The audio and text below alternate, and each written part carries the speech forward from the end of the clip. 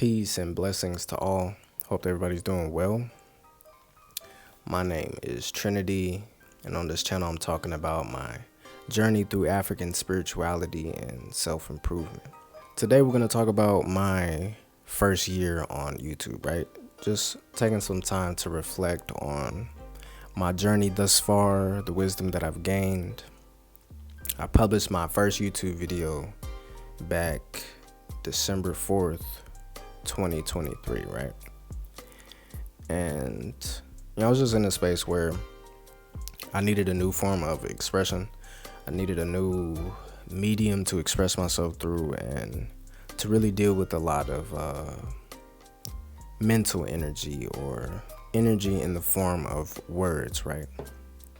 Speaking, right? So this is what my YouTube channel was for, a place for me to speak. And I will say that the journey has definitely been different than what I expected it to be, but I have gained wisdom along the way. And today I'm going to talk about my biggest misconceptions before I started and my biggest takeaways after, being pretty consistent for a year. Misconception number one is that editing would be easy, right? Editing is definitely simple, but it is not the same creative flow as making a video or as engaging with any other art form that I engage with. It's one of those more tedious technical aspects. And I'm not, trying to be the best editor and add, all these effects and things like that yet. But, simply removing space and putting things where I think they should be took a lot more mental energy than I was expecting it to be. Second misconception is that I thought it would be awkward on camera, but it actually feels pretty natural because I spend a lot of time with myself and a lot of time talking to myself, right? So I'm not really doing anything different than that besides, it's on camera, right?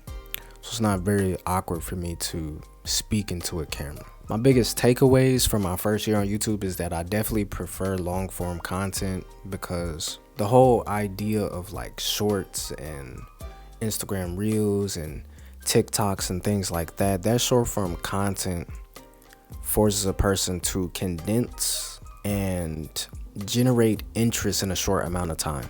I understand the usefulness of that or the role that plays in the larger space of content creation, but it's just not really me. Like I'm not that type of person. Like to me the short form content feels comparable to like small talk, right? I'm not really a small talk type of person. I really enjoy deeper conversation. I enjoy to express myself in a calm and rhythmic manner, but I feel like when I was trying to make shorts or when I was trying to even conceptualize that, like it was forcing me to move at a frequency that I really don't want to move in, right? So, me personally, I prefer long form content, right? And similarly, my second takeaway is that I really like live streaming. I like the idea of sitting down and having a long conversation real time where people can, interact with me. I did a live stream series last year. It was talking about, different topics that I'm interested in within the context of Africana studies, right? The study of the African experience, the Black experience, the African Black diaspora. I really enjoy preparing myself and allowing myself to flow through the information, right? And my advice for anybody wanting to start a YouTube channel is, I think that this idea of having a personal channel, right? A channel that represents your personal brand or where the niche, so to speak, or the topic that you speak on is you, right? You, what you care about, what you're interested in, right? Because from what I've heard and from what I've experienced over a year, YouTube does seem to be a long-term thing, right? And if you're going to spend a long amount of time doing something, I would imagine it would be the best support to you being consistent for you to align what it is that you're talking about with something that you actually really care about, as opposed to, let me talk about what's trending or what's popular or what may be a profitable niche. Then you can build a following, see what about you or your interests that people really seem to interact with, and then you can start another channel or rebrand your channel to focus on that brand. But as far as starting a channel and being consistent, I know for me personally, like the journey of it, the development is very important, right? But I would say the one thing that, I want to explore this coming phase of my YouTube channel is I want to explore this dynamic between having rigid content and diverse content. By rigid content, I mean like my content has a particular format every video, and it has that feel to it. Diverse content being, I'm doing a live stream this day, a video this day, a vlog style video where I'm going about my day. Maybe this live stream is a lecture and the next live stream is me creating something live or me using some type of tool that I use to create, right? Because when I'm being authentic to myself, being authentic to, my personal journey and how it is that I operate, I do engage with life in diverse ways. I am a multi-dimensional person, right? And a multi-dimensional artist. And while I think that rigid content will be valuable, I don't want to confine myself from exploring different avenues, right? So my goal for this year is, like I said, to focus on making diverse long-form content, improving my editing skills, improving the feel visually that I want to create with my videos, right? The atmosphere that I want to create. Would I recommend starting a YouTube channel? I definitely would, especially if you're a person who thinks a lot or has a lot on your mind, has a lot that gets you passionate or that you care about.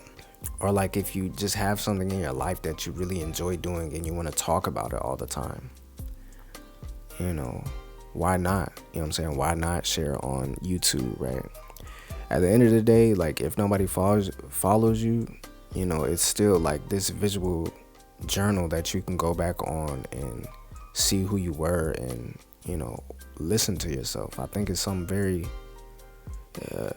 spend some time going back and watching my videos before making this one, and there was something about that really solidified it within my mind that I'm living what I speak to the best of my ability and that I'm growing, and that's all that I seek to do, right?